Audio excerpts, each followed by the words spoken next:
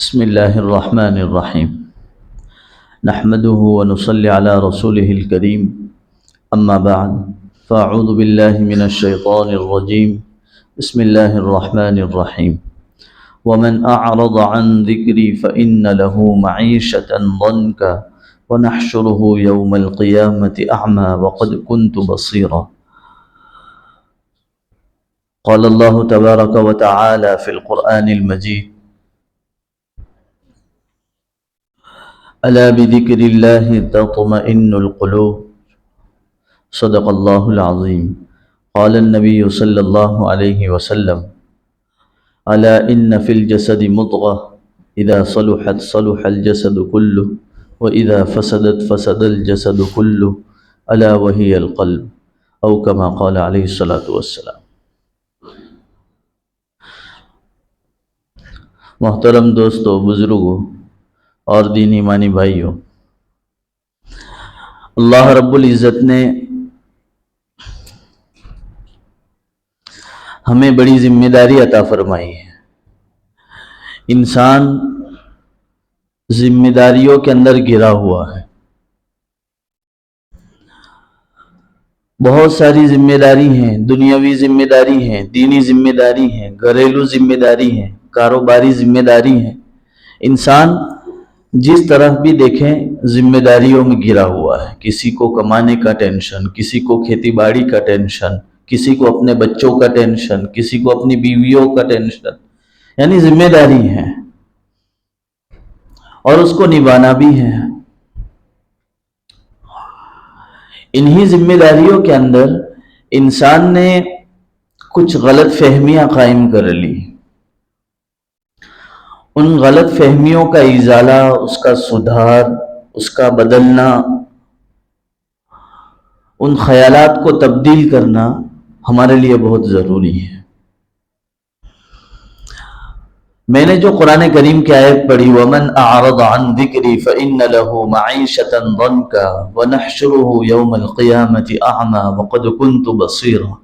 اس میں تو سراسر اللہ رب العزت یہی فرماتے ہیں کہ اللہ کی یاد سے غافل ہو جانے والا، اللہ کو بھول جانے والا، نماز نہ پڑھنے والا، ذکر تلاوت نہ کرنے والا، اللہ کی نافرمانیوں میں ڈوبا ہوا اور اللہ کے رسول صلی اللہ علیہ وسلم کا تارک سنت اور سنت کو چھوڑنے والا، محمد الرسول اللہ صلی اللہ علیہ وسلم کا طریقہ نہ اختیار کرنے والا، دین اسلام پر نہ چلنے والا، اللہ فرماتے ہیں اللہ کی یاد سے جو غافل ہے، وَمَنْ أَعْرَضَ عَنْ ذِكْرِي فَإِنَّ لَهُ مَعِيشَةً ضَنْكًا، اللہ اس کی زندگی کو تنگ کر دیتے ہیں۔ ایک تو مجھے اس آیت سے یہ سمجھانا ہے کہ اللہ نے اپنی یاد سے ہمارا کنیکشن جوڑا ہے کہ میری یاد سے تمہاری زندگی بنتی ہے اور مجھے بلانے سے تمہاری زندگی بگڑتی ہے۔ اب ہم انسانوں کا جو کنیکشن ہے، ہم جو اپنے خیالات گڑھ رہے ہیں اور ہمارا عمل بتا رہا ہے کہ ہم کیا کر رہے ہیں، کس کی یاد میں ہیں، وہ کچھ اور ہے، اس کے اپوزٹ ہیں، اس کے خلاف ہیں، اس کے مقابل ہیں۔ اسی لیے مفتی تقی صاحب ادام اللہ فیوضہم علینا نے اپنی کتاب میں لکھا ہے کہ انسان دو چیزوں سے مرکب ہے، دو چیزوں کا نام ہے، دو چیزوں سے جمع ہوا ہے، ایک جسم، ایک روح۔ یہ ہے، ایک جسم ہے اور ایک روح ہے۔ یہاں پر بہت سارے لوگ بیٹھے ہیں، کسی کو سر درد ہے، کسی کو پیٹ میں درد ہے، کسی کو شوگر ہے، کسی کو بلڈ پریشر ہے، کسی کو کینسر ہے، کسی نہ کسی بیماری میں مبتلا ہے، کسی کو کمر درد ہے، کسی کو سر درد ہے، کسی کو پیروں میں درد ہے، کسی نہ کسی تکلیف میں مبتلا ہے اور اس کا علم بھی ہے۔ اس انسان کو اس کا علم ہے، مجھے شوگر ہے، مجھے دوا پینی ہے، صبح میں پینی، شام میں پینی ہے، مجھے بخار ہے، دوا لینی ہے، ڈاکٹر کے پاس جانا ہے، اس کا علم ہوتا ہے۔ بھوک لگی ہے، پیٹ تقاضا کر رہا ہے، بھوک لگی ہے، تو یہ جسم کی بھوک ہے، جسم کی خواہش ہے، پیاس لگی، انسان کو پتا چل گیا، خود میسج دے رہا ہے انسان کا جسم کہ مجھے پیاس لگی، تو پانی پی رہا، اپنی پیاس بجھا رہا ہے۔ انسان کو تکلیف ہوئی، جس اعتبار سے تکلیف ہوئی اس فیلڈ کے ماہر کے پاس جا کر اس کی اصلاح کرتا ہے۔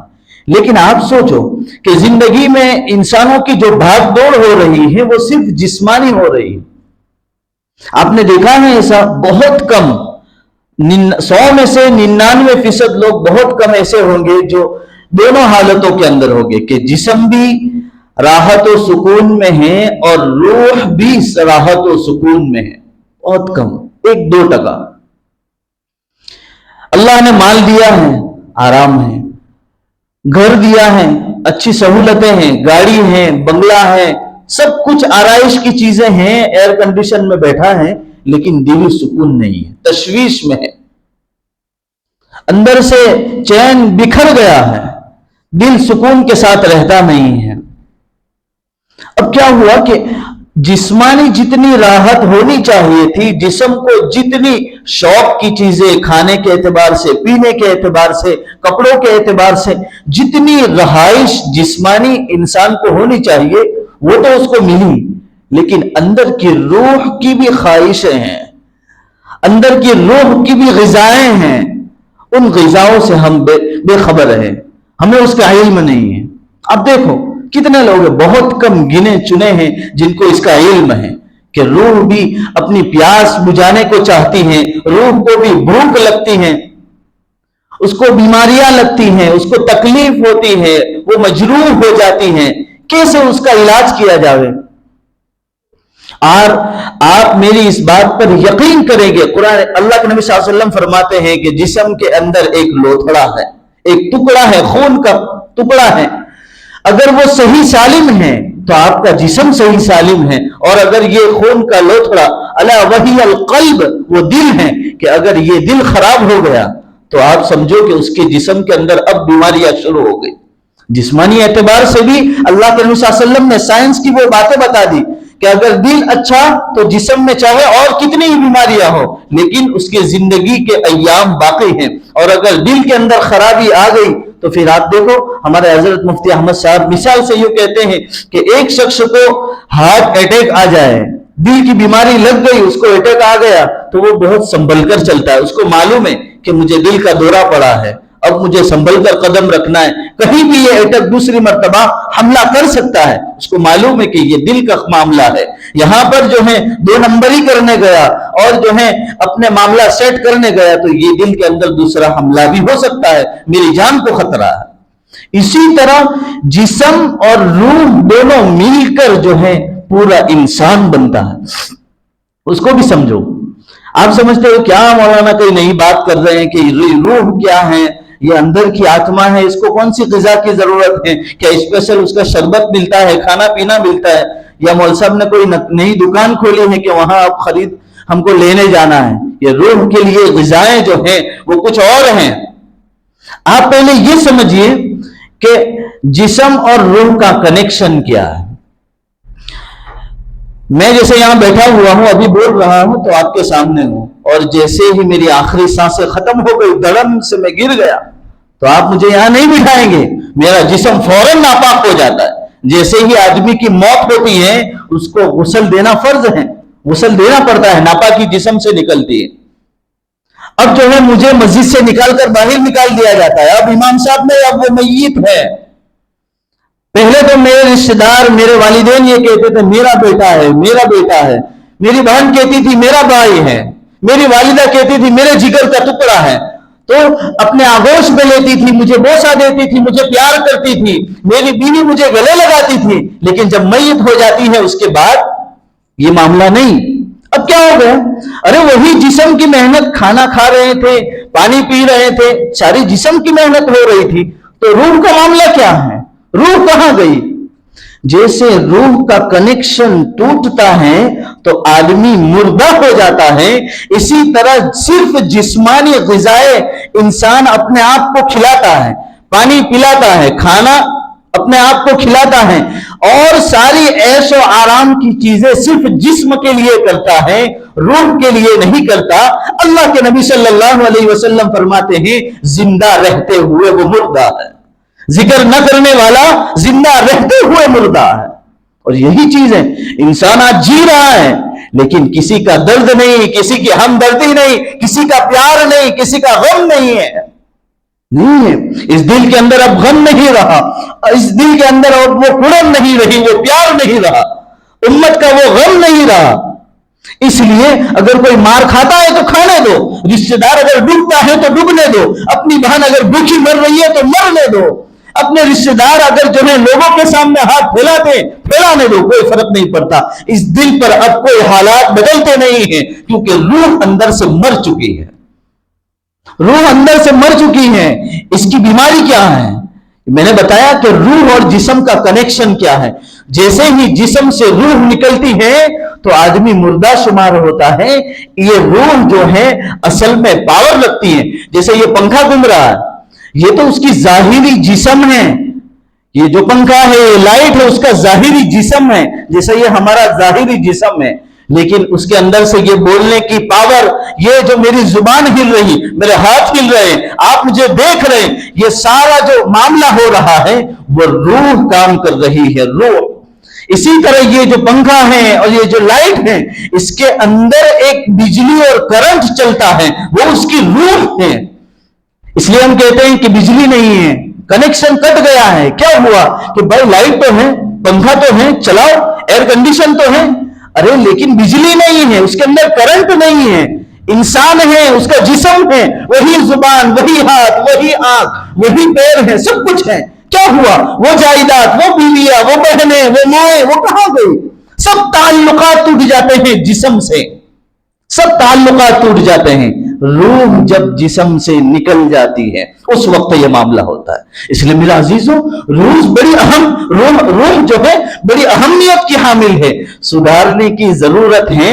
جیسے ہم اپنے جسم کو آرام دینے کے لیے, جیسے پیر کو تکلیف نہ پہنچے اس کے لیے چپل پہنتے ہیں, ہم ننگے نہ ہو جائیں اس کے لیے کپڑے پہنتے ہیں, ہم اپنے جسم کو آرام پہنچانے کے لیے گرمی نہ ہو تو ایئر کنڈیشن پنکھا چلاتے ہیں, ہمیں اجالا اندھیرا دکھائی دیتا ہے تو ہم لائٹیں جلاتے ہیں, ہمیں سفر کے لیے ضرورت ہے تو ہم گاڑی, 2 ویل 4 ویل جو بھی آسانی ہو اس کو خرید کر رکھتے ہیں تاکہ میرے لیے آسانی ہو. ہم ہمارے گھر اور پیٹ کو پالنے کے لیے اپنا کاروبار اور بزنس کرتے ہیں تاکہ میرا جسم, میرے گھر والوں کا جسم جو ہے صحیح سالم رہے, ان کو بھوک پیاس کی ضرورت پڑے اور میں انہیں مہیا کر دوں. یہ جسمانی محنت ہے, یہ ساری جسمانی محنت ہے.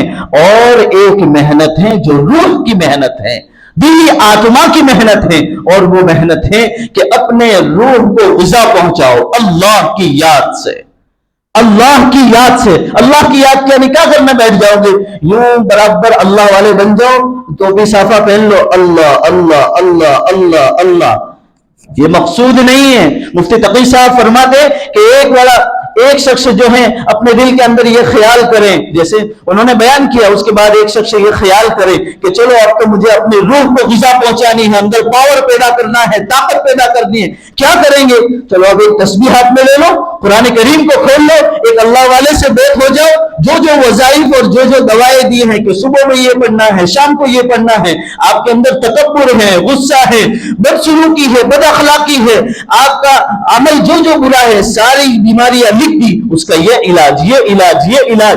صرف وظائف سے نہیں ہوتا, صرف شیخ سے بیت ہو جانے سے نہیں ہوتا, بلکہ اصل جو ہے اپنے اخلاق کو سدھارنا اور اللہ والوں کے سامنے اپنی ساری کیفیت رکھنا, اس کے بعد اپنے من کو صاف کر لینا, اپنے من کو صاف کر لینا. اسی لیے علامہ اقبال فرماتے ہیں, اپنے ہی من میں ڈوب کر پاجا سراغ زندگی, اپنے ہی من میں ڈوب کر پاجا سراغ زندگی. یہی شعر ایک کتاب مستقل لکھی ہے, یہ علامہ اقبال کا شعر ہے کہ اپنے من میں ڈوب کر دیکھ لے کہ تو کتنا گنہگار ہے, تو نے کیا گناہ کیا ہے, کتنی اپنے روح کو تو نے ٹھیس پہنچائی ہے, جتنا بھی تو نے گناہ کیا.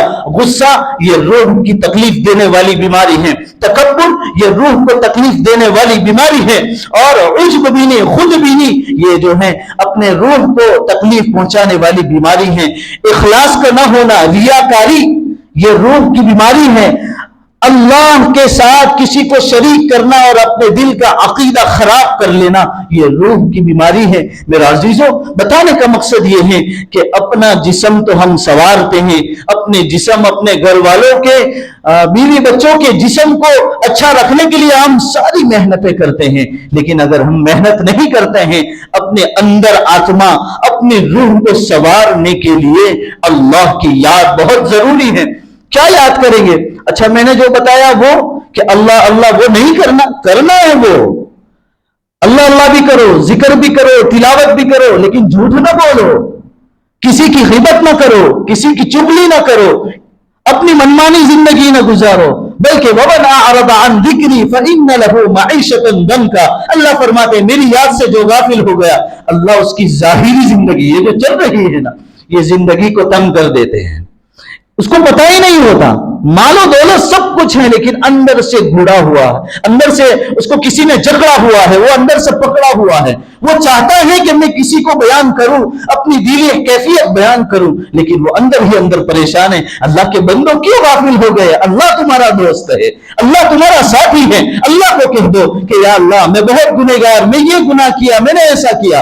اللہ آپ کے دل سے صرف ارادہ ہی نکلا، اللہ سارے گناہوں کو معاف کر دے گا، لیکن اللہ سے کہو، اللہ سے غافل نہ ہو جاؤ۔ اللہ کہتا ہے تمہاری زندگی کو تنگ کر دوں گا۔ معیشتاً ضنکا، معیشت یعنی جو یہ ہمارا معاشرہ ہے، ہم جو تجارت کرتے ہیں، یہ کماتے ہیں، اللہ اسی کو پہلے فٹ کر دیتے ہیں، اور ہم سمجھتے ہیں کہ نماز نو ٹائم تھی گھراک آویلا سے ہم نے تھوڑی جگہ، ہمارا کاروبار کا وقت ہے، اس وقت میں ہماری نماز چھوٹ جاتی ہے۔ پھر آپ بتاؤ کہ یہ روح کیسے مجروح نہیں ہو سکتی؟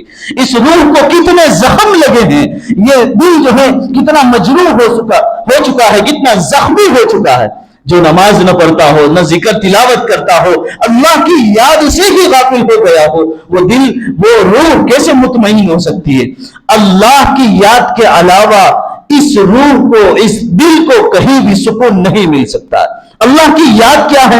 ایک تو ہے کہ اپنے زبان سے ذکر کریں، تلاوت کریں، اللہ کو یاد کریں، اور اللہ کی یاد اصل وہ ہے کہ جس گھڑی، جس لمحہ، جہاں آپ کھڑے ہیں وہاں آپ کو یہ خیال ہو کہ میرا اللہ مجھے دیکھ رہا ہے۔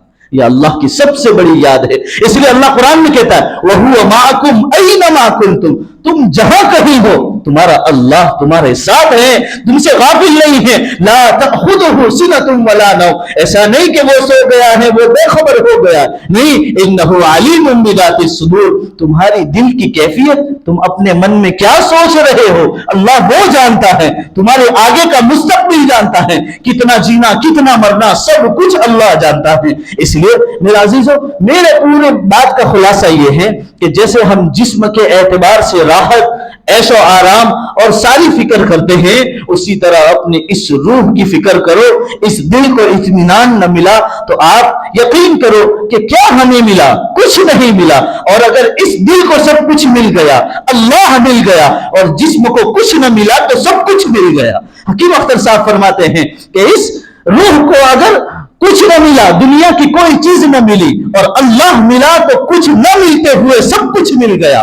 اور اگر اس جسم کو سب کچھ ملا، دنیا ملی، عیش و عشرت ملی، اور جاہ و جلال ملا، لوگوں کے سامنے ہمارا وقت بڑھتا ہے، اور جو ہے ہمارا ویلیو بڑھ گیا، سب کچھ ہو گیا، لیکن اس روح کو اگر اللہ نہ ملا تو سب کچھ ملتے ہوئے بھی ہمیں کچھ نہ ملا۔ اس لیے میرا عزیزو، اس دل کو، اس روح کو اللہ کی یاد کی، اللہ کے نام کی، اس دل کو بہت ضرورت ہے۔ اس لیے کیا کریں گے؟ سب سے پہلے اللہ کا حکم ہے، 800-900 مرتبہ اللہ کہتا ہے بندوں سے نماز پڑھو، نماز پڑھو، بامڑویل والے نماز پڑھو، جمعہ کے بعد کی سنتیں پڑھو۔ کیا کریں گے؟ لا الہ الا اللہ تو پڑھا، اس لیے جمعہ کی فرضیت تو ادا کرنے آ گئے، لیکن محمد الرسول اللہ پر عمل کم ہے۔ بہت سے لوگ کہتے ہیں کہ ہم گھر پہ پڑھتے ہیں، ہم نہیں کہتے ہیں کہ ہم آپ سے بدظن ہیں، بہت اچھا ہے، بہت اچھا ہے، لیکن کسی کو ترغیب ہو جائے، ہوتا کیا ہے کہ جو ہے آپ کے ساتھ ساتھ کوئی اور ساتھ میں نکل جاتا ہے کہ چلو ہم بھی پڑھ لیں گے، لیکن وہ نہیں پڑھتا ہے، تو ہم کیا کریں گے؟ اس کی مدد کریں گے۔ وَتَعَاوَنُوا عَلَى الْبِرِّ وَالتَّقْوَىٰ، کہ اچھے کام میں کسی کی مدد کرے۔ کیا کریں گے کہ وہ نہیں بھی پڑھتا ہے، ہم کہیں گے چلو اپنے سنت پڑھ لیتے ہیں، یہ عمل کریں۔ یہ نہ ہو کہ ہم باہر کھڑے ہو گئے، دوسروں کو بھی ساتھ میں لیتے چل دیے کہ چلو جانا صاحبہ ہے، اب اس کی بھی سنت گئی، تمہاری بھی گئی ہے۔ تو یہ چیز ہے کہ اس کی طرف ہمیں توجہ دینے کی ضرورت ہے، نماز کی، ذکر تلاوت کی۔ اپنے جسم کو جس طرح ہم سنوارتے ہیں اسی طرح اپنے باطن کو، یہ ظاہر ہے، اندر کا ایک باطن ہے، اس کو سنوارنے کی بہت ہی زیادہ ضرورت ہے۔ اللہ رب العزت مجھے آپ کو کہنے سننے سے زیادہ عمل کی توفیق عطا فرمائے۔ اس کے بعد میری ایک اہم گزارش یہ ہے، سارے ہی گاؤں والوں سے، جتنے بھی ہیں، سبھی ذمہ داروں سے، ایک ایک فرد سے، کہ ہمارے اسکول کے بچے، میں کئی مرتبہ کہہ چکا ہوں، آپ اس پر فکر کریں، آپ اس پر جو ہے اپنی متفق رائے رکھیں اور ایک کوئی کمیٹی بنائیں اس پر کہ اسکول کے اندر مستقل ہمارے بچوں کو، جیسے ابھی یہ رکشا بندھن گئی تو اس موقع سے انہوں نے ایک دن پہلے ہی یہ پروگرام بنایا کہ اس کو اجوڑی کرنی ہے۔ کیا آپ نہیں جانتے اس چیز کو؟ آپ کو نہیں معلوم ہے؟ دھوڑیٹی ہوتی ہے اس موقع سے، جیسے کل دھوڑیٹی ہے، مثال سے سمجھو کہ سنیچر کو دھوڑیٹی ہے، تو جمعہ کے دن بچے خود کہہ رہے تھے کہ جمعہ کے دن ہم کو فرض آنا ہے اسکول میں، غیر حاضر نہیں کرنی ہے کیونکہ اس کی اجوڑی ہو۔ بچے تو جو ہے وہ سمجھتے ہیں ہنسی مذاق کا کھیل ہو رہا ہے، بس خوشی منانا ہے، تو وہ تو شامل ہوتے ہیں۔ ہم کو بھی معلوم ہوتا ہے، مجھے لگتا ہے بہت کم ایسا ہوگا کہ ہمارے والدین کو نہ معلوم ہو، معلوم ہوتا ہے، پھر بھی ہم ہمارے بچوں کو اپنی جگر کے ٹکڑے کو ہم بیچتے ہیں اس طرح کہ پٹاخہ وہاں پھوڑیں گے یا رکشا بندھن کریں گے۔ ان سارے معاملے میں کیا آپ متفق ہیں؟ اگر متفق ہیں تو اپنا کلمہ بدل لو، کیونکہ ہم ایمان میں نہیں رہتے۔ کیونکہ اگر ہم یہ سمجھتے ہیں کہ وہ صحیح ہیں، اپنے بچوں کی ایمان کی حفاظت نہیں کر سکتے، تو اپنے قبر کی خود ہی حفاظت کر لینا، یہ بچے تمہارے نہیں ہونے والے۔ یہ بچوں کی روح جو میں بتا رہا ہوں، ان کی روح کو مجروح کر کے ایمان سے نکال دیا جائے۔ ان بچوں کو نہیں معلوم ہے، ان کو پوچھو، کلمہ پوچھتے ہیں تو نہیں آتا ہے ان کو، اور اگر دوسرا سب کچھ پوچھو تو سب کچھ بول دیتے ہیں۔ کب رکشا بندھن ہے، کب چھٹی ہوتی ہے، سب معلوم ہے۔ ان کو پوچھو اسلامی مہینہ کیا ہے، نہیں معلوم۔ کیا ہو گیا ان کو؟ اسلامی تعلیم سے بالکل بے خبر۔ اس لیے ہم اسلامی تعلیم کے اعتبار سے ہمارے مدرسے کا کچھ ہو تو اس میں آپ متفق ہو جاؤ۔ اپنے ایمان کو، اپنے بچوں کے مستقبل کے لیے میں صرف اپنی طرف سے یہ بات کہہ رہا ہوں بحیثیت امام کے، کہ ہمارے بچے جو ہیں ہمارے ہاتھوں میں نہیں، آپ کے ہو نہ ہو میرے ہاتھ میں بھی نہیں ہے، میرے ہاتھ میں بھی نہیں ہے کہ ان بچوں کو میں جتنا سمجھاؤں۔ یہ بچے، ایک بچی جو ہے میرے پاس پورا پروف ہے، وہ بچی یہاں راکھڑی بن کر آئی، چھوٹی سی بچی تھی، لیکن سبق تو یہی تھا نا کہ آج تک یہ رکشا کر دیے، یہ رکشا کرنے والی ہے یا اللہ رکشا کرنے والا؟ اللہ ہمارا محافظ ہے، سب کچھ کرنے دھرنے والی ذات اللہ کی۔ تو اس پر ہمیں سوچنے کی ضرورت ہے۔ جتنے بھی بچے ہمارے پڑھ رہے ہیں ان کے والیوں سے میری خصوصی درکار، اور گاؤں کے جتنے بھی بڑے چھوٹے جو بھی ہو، ان سب اس پر مل کر متفق فیصلہ کرو۔ اسکول میں ایسی بات رکھو کہ یہاں ہندوازم نہیں سمجھائی جاتی، یہاں عیسائیت سمجھائی جاتی، یہ تو ودیا نہیں ہے، یہاں پر صرف ودیا اور علم دیا جاتا ہے۔ اگر نہیں ہو سکتا تو آپ مجھے آگے کریں اور آپ متفق طور پہ یا تو کچھ لکھ کر دیں، یا میں کہوں گا کہ ہم جب پڑھتے تھے تو ہم نے کبھی نہیں دیکھا کہ وہاں رکشا بندھن باندھی جاتی ہو، وہاں آپ کو چاندہ کیا، وہ بچی نے خود کہا مجھے اپنی زبان سے کہ آپ کو رکشا بندھن یہ راکھڑی باندھی جاتی ہے اور اس کے بعد تلک لگایا جاتا ہے۔ سوچو، فکر کرنے کی بات نہیں ہے، بہت فکر کی بات ہے، بہت فکر۔ چلو ہم بے نمازی، ہم ذکر نہیں، بہت گندے ہیں، لیکن ایمان سے کوڑے تو نہیں ہے۔ آپ کو کلمہ بھی آتا ہے، آپ جتنے بڑے بیٹھے ہیں الحمدللہ مکتب میں پڑھ کر اتنا تو جانتے ہیں کہ قرآن کھولیں گے تھوڑا بہت تو پڑھ لیں گے، لیکن یہ بچے نہیں پڑھ پاتے ہیں، ان بچوں کو کلمہ تک نہیں آتا ہے۔ ان کو سکھاتے ہیں ان کے والدین، ان کی ذمہ داری لیں، یا پھر ان کو وہ سبق وہاں سے دیا جا رہا ہے کہ ان کی روح اندر سے مر چکی ہے، وہ ہمارے ہاتھوں میں نہیں، ہمارے کنٹرول میں نہیں ہے، اور یہ بہت پلاننگ کے ساتھ کیا جاتا ہے۔ ہمارے اکابرین یہی چیز سمجھاتے ہیں۔ اس لیے میرے عزیزوں، بحیثیت گاؤں کے امام ہونے کے میں آپ کو یہ بات کہتا ہوں، آپ کو سر پر لینا ہے تو لو، یا پیروں کے نیچے ڈال کر اس کو پھینک دو، یہ آپ کی مرضی ہے۔ وآخر دعوانا الحمدللہ۔